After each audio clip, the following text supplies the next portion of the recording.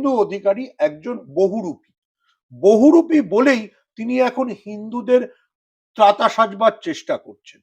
ওনার এমনই অবস্থা যে যদি আজকে এমআইএম পশ্চিমবঙ্গে ক্ষমতায় আসার সম্ভাবনা দেখা দেয়, উনি আল্লাহ আকবার নারা দিয়ে ওয়াইসির পেছনে দাঁড়িয়ে যাবেন। যদি কংগ্রেসের আসার সম্ভাবনা দেখা দেয়, তাহলে দেখা যাবে উনি জওহরলাল নেহরু কত বড় নেতা ছিলেন এটা বলে রাহুল গান্ধীর পা ছুটছেন, বলবেন প্রিয়াঙ্কা গান্ধী আমার যমজ বোন ছিলেন। এই মুহূর্তে রয়েছে বিশিষ্ট সাংবাদিক সুমন ভট্টাচার্যের সঙ্গে এবং আপনাদের সামনে তুলে ধরবো যে শুভেন্দু অধিকারী বাংলাদেশ নিয়ে এত লাফালাফি কেন, পশ্চিমবঙ্গে কোনো ইস্যু নেই, এই নিয়ে কি বলছেন বিশিষ্ট সাংবাদিক সুমন ভট্টাচার্য, সেটি আপনাদের সামনে তুলে ধরবো। বাংলাদেশে যে ঘটনা ঘটছে সেটা চরম নিন্দনীয়। বাংলাদেশে সংখ্যালঘুদের উপর নির্যাতন হচ্ছে এবং সেটার জন্য আমাদের কেন্দ্রীয় সরকার একটা স্ট্যান্ড নিয়েছে। আজকে মমতা বন্দ্যোপাধ্যায় বিধানসভায় দাঁড়িয়ে এই বিষয়ে বলেছেন। তিনি বলেছেন যে বাংলাদেশে শান্তি বাহিনী পাঠানো যেতে পারে। কিন্তু শুভেন্দু অধিকারী বা পশ্চিমবঙ্গ বিজেপির সমস্যা হচ্ছে যে তারা সাম্প্রদায়িক মেরুকরণে বিশ্বাস করে। তারা একমাত্র হিন্দু মুসলিম এই রাজনীতি ছাড়া অন্য কিছু রাজনীতিতে বিশ্বাস করে না। শুভেন্দু অধিকারীকে যদি আজকে কথা বলতে হয় তাহলে কি নিয়ে উনি কথা বলবেন? শুভেন্দু অধিকারী এটা বলতে পারবেন না যে পশ্চিমবঙ্গের জন্য কেন্দ্রীয় সরকার এই করেছে, পেট্রোল ডিজেলের দাম কমেছে, কিংবা গরিব মানুষের কোনো সুরাহা হয়েছে, কিংবা মানুষের চাকরি হয়েছে। ফলে ওনাকে ওই হিন্দু মুসলিম ন্যারেটিভেই থাকতে হবে। শুভেন্দু অধিকারীর সমস্যা হচ্ছে যে শুভেন্দু অধিকারী মেরুকরণের বাইরে কত, আপনারা যদি লক্ষ্য করেন 2021 উনি বিজেপিতে চলে যাওয়ার পর থেকে আর কোনো রাজনীতির বিষয়ে কথা বলেন। আর একটা বড় সমস্যা হচ্ছে উনি যা যা ডেট দিয়েছিলেন, অমুক ডেটে ডিএ মামলার রায় হবে, অমুক ডেটে অমুক হবে, অমুক ডেটে সরকার পড়ে যাবে, তারও কিছু হয়নি। ফলে আপনারা যদি দেখেন যে এই যে বিধানসভার উপনির্বাচনের ফলাফলে একেবারে 6-0 হারার পর থেকে বিজেপির কাছে বা আরো স্পেসিফিক ভাবে বললে শুভেন্দু অধিকারীর কাছে মেরুকরণ ছাড়া অন্য কোনো বিষয় কথা বলার কিছু নেই এবং সেই কারণে উনি এই রুটে হাঁটছেন।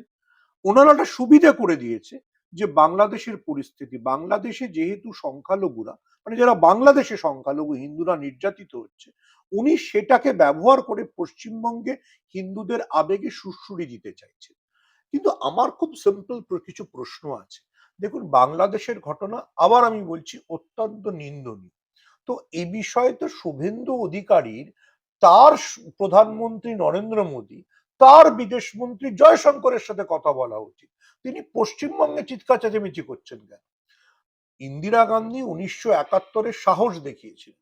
তিনি বাংলাদেশে সংখ্যালঘু নির্যাতন বা বাংলাদেশে যারা পাকিস্তানপন্থী তাদের অত্যাচারের হাত থেকে বাঁচাতে ভারতীয় সেনাবাহিনী পাঠিয়ে দিয়েছিলেন।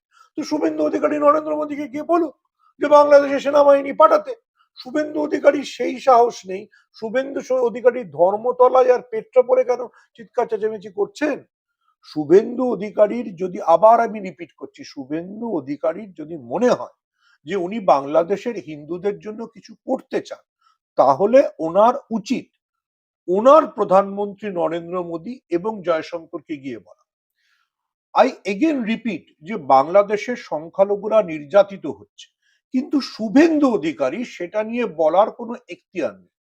আমি সুমন ভট্টাচার্য, আমি দাবি করে বলতে পারি গত 25 বছরে বাংলাদেশে যখনই সংখ্যালঘুরা নির্যাতিত হয়েছে, আমি পশ্চিমবঙ্গে সেমিনার করেছি, আমি পশ্চিমবঙ্গে অন্তত 50টা লেখা লিখেছি। শুভেন্দু অধিকারীকে আপনারা কোনোদিন শুনেছেন এর আগে বাংলাদেশ বিষয়ে কোনো কথা বলতে? উনি বিজেপিতে যাওয়ার পর হিন্দুর চাইতেও বেশি হিন্দু হয়ে ওঠার চেষ্টা করছে, এটার যোগ্যতা ওনার নেই। আই রিপিট, শুভেন্দু অধিকারী একজন বহুরূপী। বহুরূপী বলেই তিনি এখন হিন্দুদের ত্রাতা সাজবার চেষ্টা করছেন। ওনার এমনই অবস্থা যে যদি আজকে এমআইএম পশ্চিমবঙ্গে ক্ষমতায় আসার সম্ভাবনা দেখা দেয়, উনি আল্লাহ আকবার নারা দিয়ে ওয়াইসির পেছনে দাঁড়িয়ে যাবেন।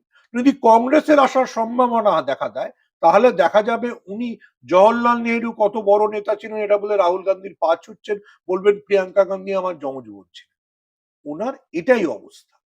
উনি আসলে রাজনৈতিক ফয়দা নিতে চাইছেন, বাংলাদেশে হিন্দু নির্যাতনকে ব্যবহার করে এপাশে হিন্দু মুসলিম বিভাজন তৈরির চেষ্টা করছেন, কিন্তু যেটা পশ্চিমবাংলার মানুষ হতে দেবে না।